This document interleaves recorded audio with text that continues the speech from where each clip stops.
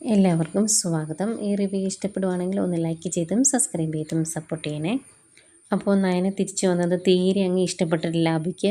അതുപോലെ തന്നെയാണ് ജലജയുടെ അവസ്ഥ. അന്നേരം അബി ജലജയുടെ റൂമിലേക്ക് വരും. എന്നിട്ട് നമ്മൾ പ്രതീക്ഷിച്ചതെല്ലാം തകർന്നല്ലോ അമ്മ, ഒറ്റ നിമിഷം കൊണ്ട് ഉള്ള സന്തോഷം മൊത്തം കിട്ടുപോയി, ഇതിങ്ങനെ പോയാൽ ശരിയാകിയല്ല എന്നൊക്കെ പറയുമ്പോൾ ജലജ പറയുന്നുണ്ട്, അവൾ ഇങ്ങോട്ട് വന്നില്ലെങ്കിൽ നമുക്ക് മനസ്സുകൊണ്ട് നല്ല സന്തോഷമാണെന്നും നമ്മൾ ആഘോഷമാക്കുമെന്നും ഇവിടെയുള്ള എല്ലാവർക്കും അറിയാം. അതുകൊണ്ടാണ് ഇവരെല്ലാവരും കൂടി നമ്മുടെ മുമ്പിൽ ഇതുപോലെ നാടകം കളിക്കുന്നത് എന്ന് പറയുമ്പം അഭി പറയുന്നുണ്ട്, അങ്ങനെ ഇത് വിട്ടുകൊടുക്കാൻ ഞാൻ ഉദ്ദേശിച്ചിട്ടില്ല.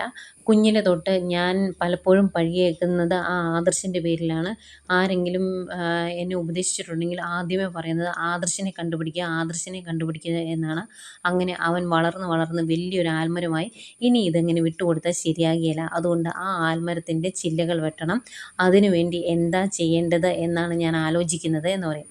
അന്നേരം ജലജ ചോദിക്കും, നീ എന്താടാ ചെയ്യാൻ ഉദ്ദേശിക്കുന്നതെന്ന് ചോദിക്കുമ്പം, അതൊന്നും അമ്മ അറിയണ്ട, അതിനെപ്പറ്റി ഞാനൊന്ന് ആലോചിക്കട്ടെ എന്നിട്ട് ഞാൻ ചെയ്തോളാം എന്ന് പറയുമ്പം ജലജ പറയുന്നുണ്ട്, നമ്മൾ തമ്മിൽ ആലോചിക്കാതെ എന്തെങ്കിലും ചെയ്തിട്ടുണ്ടെങ്കിൽ അത് കുളമാകും എന്ന് പറയുക.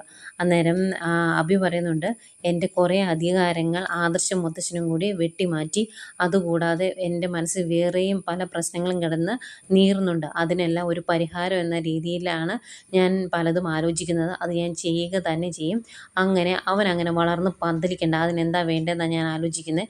ഞാനത് ചെയ്യും അമ്മേ, എല്ലാത്തിനും ഒരു പരിഹാരമായിരിക്കും അത് എന്നൊക്കെ പറഞ്ഞിട്ട് അബി അങ്ങ് പോകുമ്പം എന്താ പോലും ചെയ്യാൻ ഉദ്ദേശിക്കുന്നത് എന്നിങ്ങനെ ഓർത്ത് നിൽക്കുക കേട്ടോ ജലജ. പിന്നെ കാണിക്കുന്നത് ജലജയും അനാമികയും കൂടെ നയന വന്നതിൻ്റെ സങ്കടം പറയുക.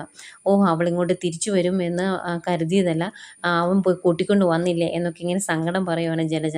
അന്നേരം അനാമിക പറയുന്നുണ്ട്, അത് തന്നെ, അവളെ കൂട്ടിക്കൊണ്ട് വരേണ്ട വല്ല കാര്യം ഉണ്ടായിരുന്നോ, അവൾക്ക് അഹങ്കാരമായി ഇപ്പം എന്നൊക്കെ ഇങ്ങനെ പറയുമ്പോഴാണ് നയന അങ്ങോട്ട് കയറി വരുന്നത്. അന്നേരം നയന പറയുന്നുണ്ട്, ഞാനിങ്ങോട്ട് വന്നത് പലർക്കും ഇഷ്ടപ്പെട്ടില്ല എന്ന് എനിക്കറിയാം എന്ന് പറയുമ്പം ജലജ പറയുന്നുണ്ട്, നീ ഇങ്ങോട്ട് വരുമെന്ന് ഞങ്ങൾക്ക് നന്നായിട്ട് അറിയാമായിരുന്നു. നിനക്ക് നാണവും മാനവും ഒന്നും ഇല്ലാത്തത് കൊണ്ട് ഓരോ പ്രാവശ്യവും ഇങ്ങനെയുള്ള കാര്യങ്ങൾ ചെയ്യുമല്ലോ എന്ന് പറയുക. അന്നേരം അനാമിക പറയുന്നുണ്ട്, അതെങ്ങനെ, വീട്ടുകാരെ കടം കയറി മുടിഞ്ഞ് ഒരു പരുവമായിട്ടിരുന്നപ്പം ആദർശേട്ടൻ അവർക്കൊരു വീടെടുത്ത് കൊടുത്തു. അതുകൊണ്ട് തന്നെ ഓരോ തവണ അവൾ പിണങ്ങി പോകുമ്പോഴും ഓരോ ഡിമാൻഡ് വയ്ക്കും. അങ്ങനെ ഓരോന്നും നേടിയെടുക്കാൻ വേണ്ടി അല്ലേടി നീ അവിടെ പോയി നിന്നത് എന്ന് ചോദിക്കുമ്പം നയന പറയുന്നുണ്ട്, ഞാനല്ല അർഹതയില്ലാത്തതൊന്നും നേടിയെടുക്കുന്നത്, ഇവിടെയുള്ള പലരുമാണ് എന്ന് പറയുമ്പം നീ പറഞ്ഞത് മനസ്സിലായില്ല എന്ന് ജലജ പറയും. അന്നേരം നയന പറയുന്നുണ്ട്, എന്നെ ഇങ്ങോട്ട് ആരും ദത്തെടുത്തുകൊണ്ട് വന്നതൊന്നുമല്ല, ഞാനിവിടെ ആദർശേൻ്റെ ഭാര്യയായിട്ടാണ് ജീവിക്കുന്നത്. അങ്ങനെ ദത്തെടുത്തവരൊക്കെ ഇവിടെ ഉണ്ട് എന്നുള്ള കാര്യം മറന്നു പോകരുത് എന്ന് പറയും കേട്ടോ.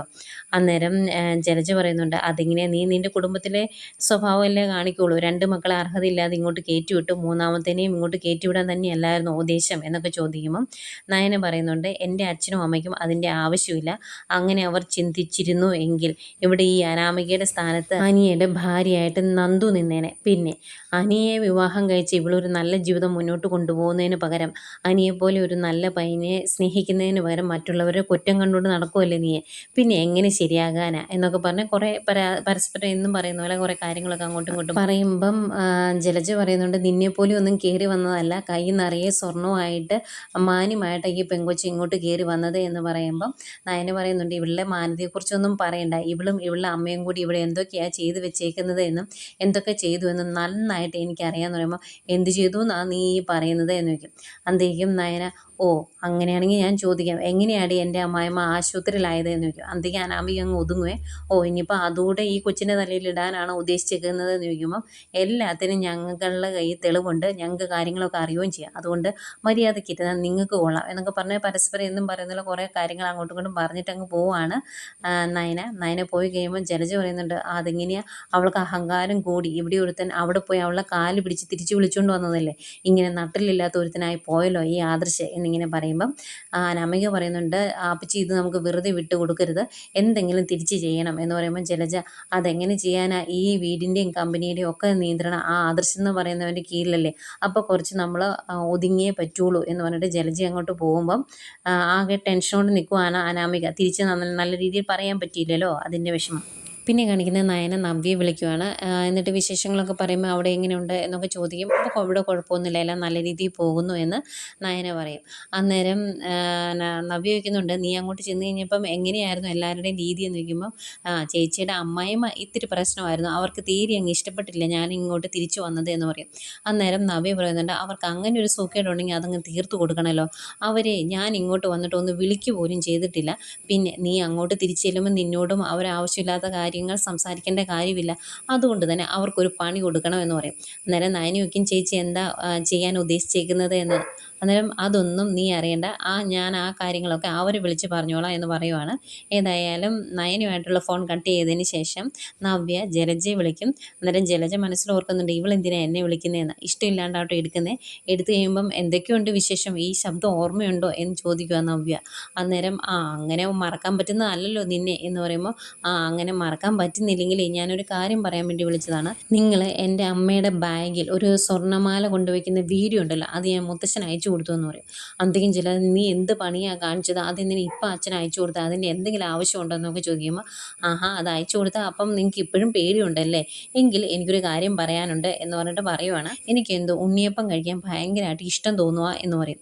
അന്നേരം ജലജ പറയുന്നുണ്ട്, അങ്ങനെ ഇഷ്ടം തോന്നുന്നുണ്ടെങ്കിൽ ഞാൻ അബിയോട് പറയാം, അവൻ മേടിച്ചുകൊണ്ട് തരുമെന്ന് പറയുമ്പോൾ, അങ്ങനെ മേടിച്ചുകൊണ്ട് തരുന്ന ഉണ്ണിയപ്പം ഒന്നും എനിക്ക് വേണ്ട, എനിക്ക് നിങ്ങൾ ഉണ്ടാക്കുന്ന ഉണ്ണിയപ്പം മതി എന്ന് പറയും. അന്നേരം ജലജ പറയുന്നുണ്ട്, ഇതൊക്കെ എന്നെക്കൊണ്ട് ചെയ്യാനൊന്നും പറ്റത്തില്ല, ഇവിടെ ആയിരുന്നെങ്കിൽ കുഴപ്പമില്ലായിരുന്നു, അവിടെ വന്ന് ഞാൻ എങ്ങനെയാണ് ചെയ്തു തരുന്നത് എന്ന് ചോദിക്കുമ്പോൾ നവ്യ പറയുന്നുണ്ട്, ഞാൻ അവിടെ ആയിരുന്ന സമയത്ത് നിങ്ങളെ കൊണ്ട് പേടിപ്പിച്ചൊക്കെ ഓരോ കാര്യങ്ങൾ ചെയ്തെടുക്കുമായിരുന്നു, ഇവിടെ എനിക്കത് പറ്റിയല്ലോ, അതുകൊണ്ട് നിങ്ങൾ ഇങ്ങോട്ട് വന്ന് എനിക്ക് ഉണ്ണിയപ്പം ഉണ്ടാക്കി തന്നെ എന്ന് പറയും. അന്നേരം ജലജയ്ക്ക് മടിയാണ്.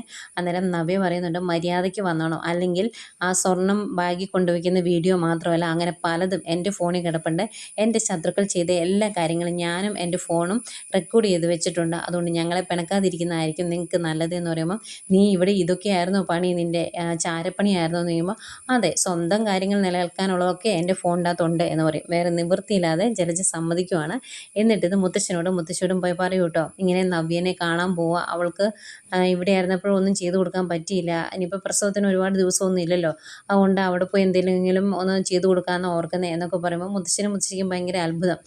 ഇവിടെ ആയിരുന്നപ്പോൾ പോലും നീ നിൻ്റെ മരുമോൾക്ക് വേണ്ടി ഒന്നും ചെയ്തു കൊടുക്കുകയില്ലായിരുന്നു, പിന്നെ അവിടെ പോയി ചെയ്തു കൊടുക്കുന്നു എന്ന് പറയുമ്പോൾ ഒരു സംശയം പോലെ എന്നൊക്കെ പറയുമ്പം, സംശയിക്കേണ്ട കാര്യമൊന്നുമില്ല, എൻ്റെ മോൻ്റെ കുഞ്ഞ് തന്നെയല്ലേ ഉള്ള വയറ്റിൽ, അതുകൊണ്ടാണ് ചെയ്തു കൊടുക്കാമെന്ന് വിചാരിച്ചത് എന്ന് പറയും. അന്നേരം മുത്തശ്ശൻ പറയുന്നുണ്ട്, പോകുന്നതിന് കുഴപ്പമൊന്നുമില്ല, പോയി അവിടെ ഉണ്ണിയപ്പം ഉണ്ടാക്കി കൊടുക്കുമ്പം ഉണ്ണിയപ്പത്തിൻ്റെ അകത്ത് ചേർക്കേണ്ട ചേരുവകളെ ചേർക്കാവുള്ളൂ, ആവശ്യമില്ലാത്തൊന്നും ചെയ്തേക്കരുത്, കാരണം നിനക്കൊരു മുത്തശ്ശിയാകാനുള്ള താല്പര്യമൊന്നുമില്ല, അതുകൊണ്ട് ആ കുഞ്ഞിനൊന്നും സംഭവിക്കരുത് എന്ന് പറയും.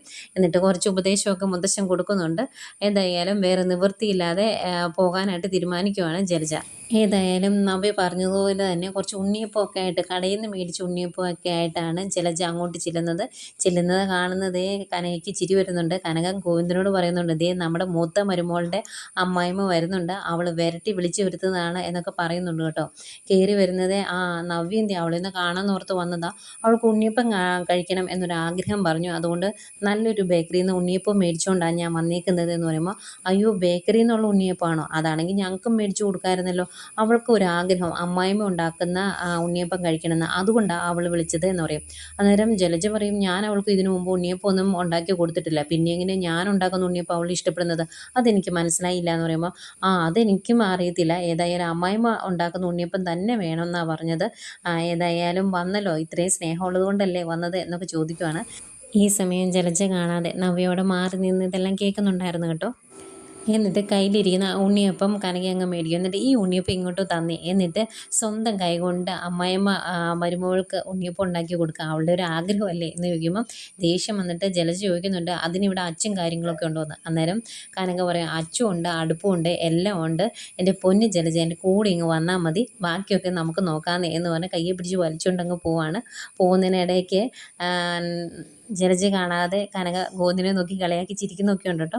എന്തായാലും അവർ അടുക്കളയിലേക്ക് പോകുന്നു. എന്നിട്ട് ഉണ്ണിയപ്പം ഉണ്ടാക്കുന്നത് കാണിക്കുന്നത്. അന്നേരം ജലജ ചോദിക്കുന്നുണ്ട്, ഇതൊക്കെ എന്നെയൊക്കെ നന്നായിട്ട് നിനക്ക് ചെയ്യാൻ അറിയത്തില്ല, പിന്നെ നീ എന്തിനാണ് എന്നെക്കൊണ്ട് ചെയ്യിപ്പിക്കുന്നത് എന്ന് ചോദിക്കുമ്പം കനക പറയുന്നുണ്ട്, അതിന് ഞാൻ ഉണ്ടാക്കുന്ന ഉണ്ണിയപ്പം അല്ലല്ലോ മോൾക്ക് വേണ്ടത്, അമ്മായിമ്മ ഉണ്ടാക്കുന്ന ഉണ്ണിയപ്പം വേണ്ടേ, അതുകൊണ്ടാണ് ഞാൻ ഉണ്ടാക്കുന്നത് എന്ന് പറയുമ്പോൾ, പിന്നെ എന്തിനാണ് നീ ഇവിടെ ഇരിക്കുന്നത്, എനിക്ക് എഴുന്നേറ്റ് പൊക്കൂടെ എന്ന് ചോദിക്കുമ്പോൾ, അയ്യോ നിങ്ങളുടെ ദേഷ്യവും കാര്യങ്ങളൊക്കെ എനിക്ക് നന്നായിട്ട് അറിയാം, അതുകൊണ്ട് ഈ ഉണ്ണിയപ്പത്തിൻ്റെ അകത്ത് വേറെ ചേരുവകളൊന്നും തരരുത്, കാരണം എൻ്റെ നവ്യ മോളുടെ വയറ്റിൽ ഒരു കുഞ്ഞുള്ളതാ, അതിനെ ഞങ്ങൾക്ക് രക്ഷിച്ചെടുക്കണേ എന്നിങ്ങനെ പറയുമ്പം ദേഷ്യത്തോടെ നോക്കുന്ന ജലജയെ കാണിച്ചുകൊണ്ട് ഇന്നത്തെ എപ്പിസോഡ് അവസാനിക്കുന്നു.